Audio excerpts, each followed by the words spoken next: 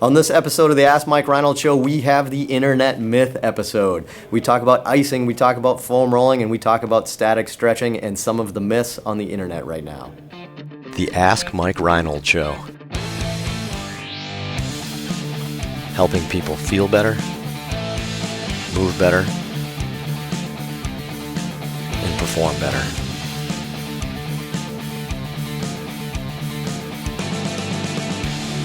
Welcome back, everybody, to the Ask Mike Reinold Show. I am here at Champion PT and Performance up in Boston, Massachusetts, with the crew. As usual, here we got Dave Tilley, Lenny Macrina, Evan 11, and Sir Nix-a-Lot, our student interns now going through their rotation. Jeepers, this might be your last, the last episode with you guys, right? Might be. I'm growing up so fast. You're gonna be around? Yeah, we'll see. Hey, we don't date the episodes. Oh, yeah. June-ish. Around there. We never know when this will go live. Well, no, we're here. I think it's good. I just picked up. So Lenny just got back from vacation. Yes. So the red shirt, red kind of composure is there, and you're nailing it. You look we good. are tanned and burnt. You look, you look a whole lot more healthy than I do. Yep. You look good. Thank you. You look good. Yeah. Right? Yeah. What else you want to talk about in the intro? Anything?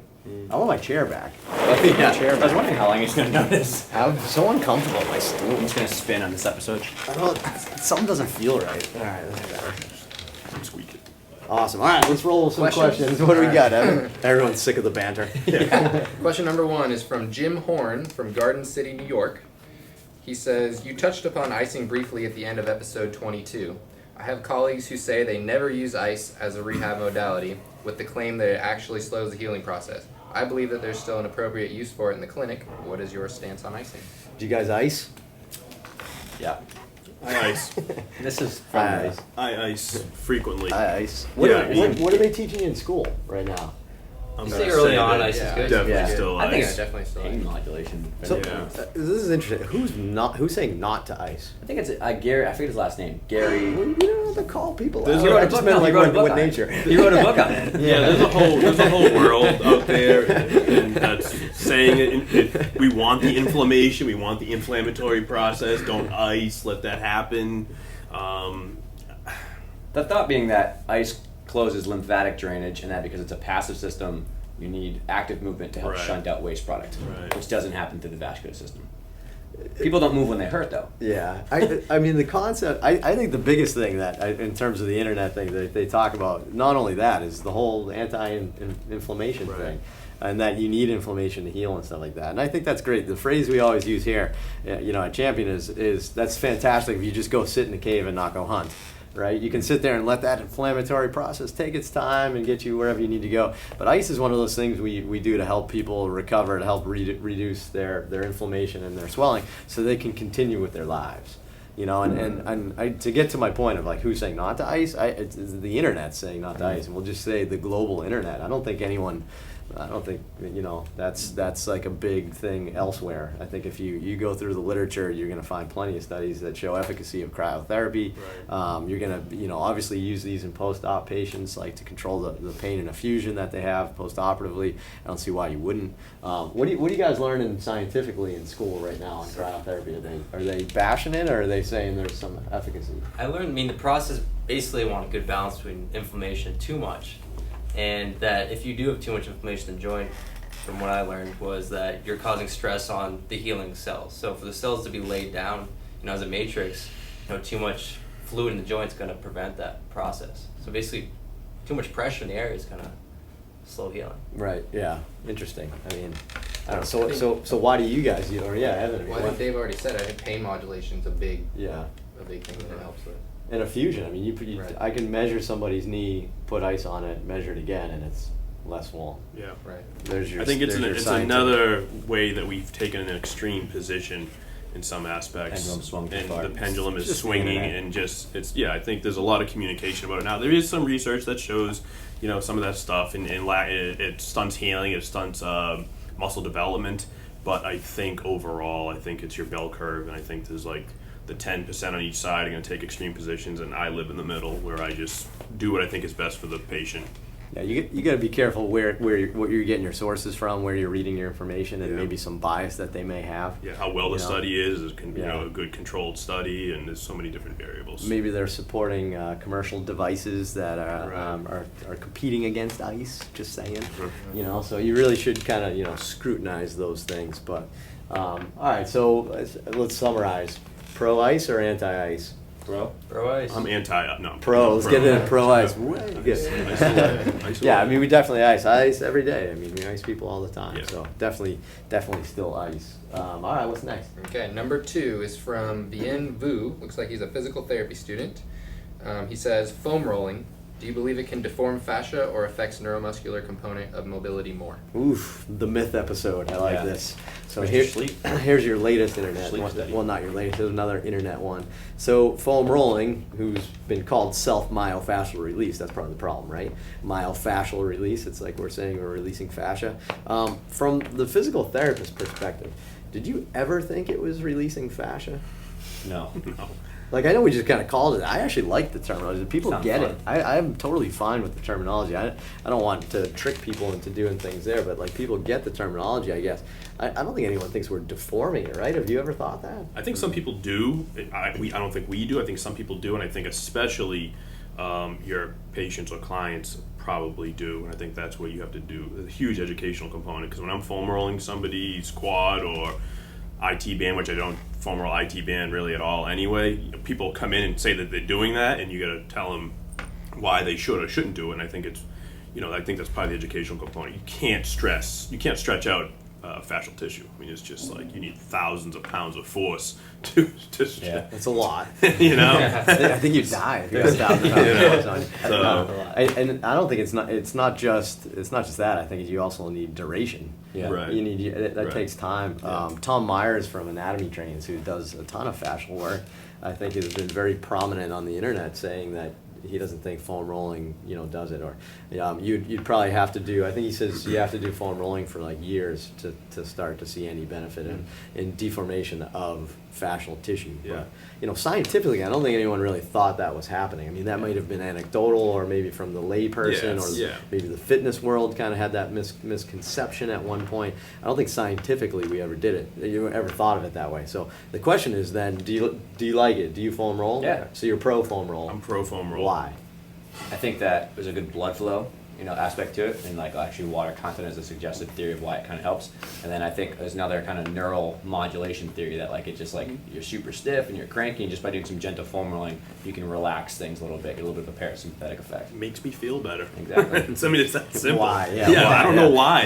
Half the things that I do in PT, I don't necessarily know why. As much as we think we know science, we don't think we really know why, and it just makes me and the clients that I'm working with, they feel better after a workout session. I'm like, all right, let's continue with that. If it doesn't make you feel better, let's not waste your time. Yeah. I think it really comes down to where you get, it's the same question for where you're getting your information, because if you look at, Chris Beardsley has an awesome review on everything that's current, and there's so many competitive theories about what we think is going on, you know what I mean? And so it's like, if all the top people are just combating theories in different exchanges, like one thing is probably not definitely happening. It's like a lot of stuff going on, so. Yeah, agree. Yeah, no, that makes sense.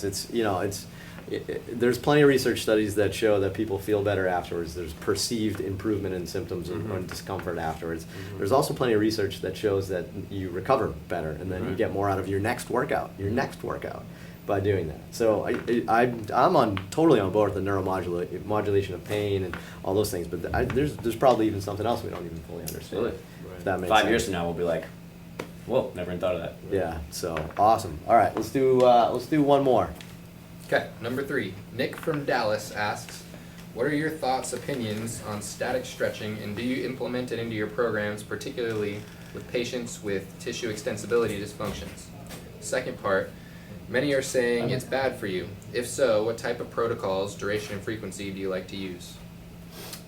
I mean, this is like a big gymnastics, I guess, issue, right? Should we static stretch? Should we dynamically stretch? Should we? And it links directly to the conversation that we just had about theories, what we think is working, and I guess another competitive misunderstanding is that people think that one bout of static stretching is truly increasing muscle length, which maybe there's some studies that show some passive stiffness reduces temporarily, But again, we're thinking now it's more of like a parasympathetic effect, and you're getting a stretch reflex to alter a little bit, which allows you a temporary change that you can use elsewhere. Now that being said, there's also some benefits of post-workout static stretching to help enhance your recovery, to help get some growth factor, movement like that. So is one better than the other? I don't know, there's studies that say performance gains are dropped, but that was in a study of like a very heavy max lift after static stretching.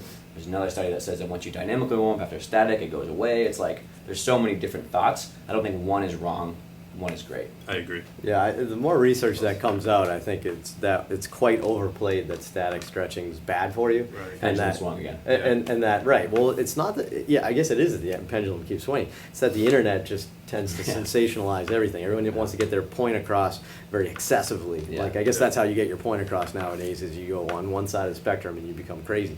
The problem is we kind of keep changing our minds, we keep doing this, but there's plenty of research that shows there's static stretching is fine, and you can implement it. It's not going to decrease performance, those types of things. I will say I probably recommend people stretch less, more and more every day, because I think people are overstretching hypermobile joints, and they're torquing their joints versus stretching muscles. So you ever seen that like super loose person that still wants to stretch their hamstring and like way over their head, and you're like, hey, you're not tight. You should probably stop overstretching. Right. They're the person that likes that little mechanoreceptor sensation that they're giving themselves, that stimulus, and they're doing that because they feel better initially, but over time that's going to make them worse. Yeah. I agree. And I was, when the question was asked, I thought to myself, I don't really do a lot of static stretching anymore. I've gotten away from it just in general. Yeah. It's more foam rolling, it's more dynamic type stuff. The perception that you have tight hamstrings and low back pain, I think, may exist a little, but I don't think it's as prevalent as we thought it was. So I'm not doing as much of that stuff just in general anyway. It's just getting people moving. And I think that tends to enhance things. I think with all of it, we always teach a lot of the young athletes and people that come that consistency is probably more important than intensity.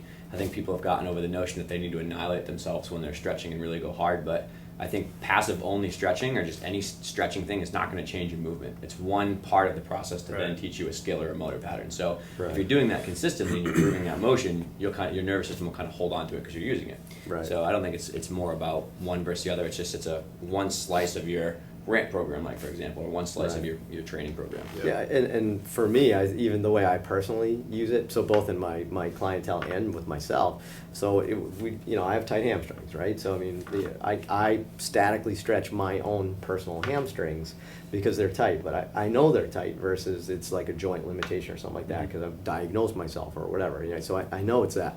So when I do that, there's a very different way that I perform it. So I might hold that for 20 seconds, 30 seconds, that type of thing.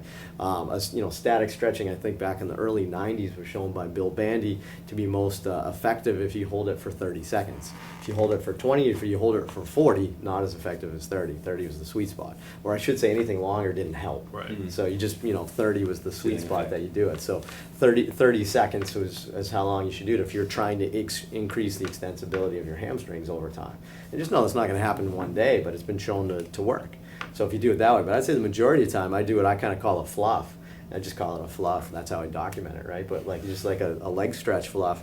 All I'm doing is I'm doing a few reps where I just kind of bring them to end range, hold, come back. Bring them to end range, hold, come back. I'm just neuromodulating their pain, their sense of stretch, whatever it is, and back and forth, and just go through just a sequence of the legs. So there's different ways to use stretching depending on what you want, even just statically. Mm-hmm. Right. So. Good, awesome. That was a great episode. We'll call that the myth episode. Mythbusters. Yeah, Mythbusters. The internet's crazy, guys. Be careful. Everyone's going crazy on the internet. The older I get, the more like I just want to turn off my Twitter feed sometimes with all the sensationalized garbage that's on the internet out there. So critically assess your sources, I guess, and just I don't know. Keep don't take a tweet. Open mind. Yeah, and don't take a tweet for scientific efficacy. Just go to PubMed and look around a little bit.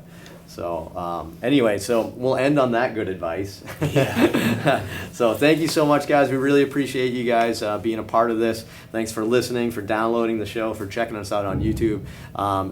Anything you can do to help, like in iTunes, give us a rating, give us a review. That'd be fantastic. That really helps out the show and kind of get more exposure to more people so we can keep doing this. So keep asking away with some of those questions. Go to MikeReinold.com and click on podcast, and we'll see you guys on the next episode.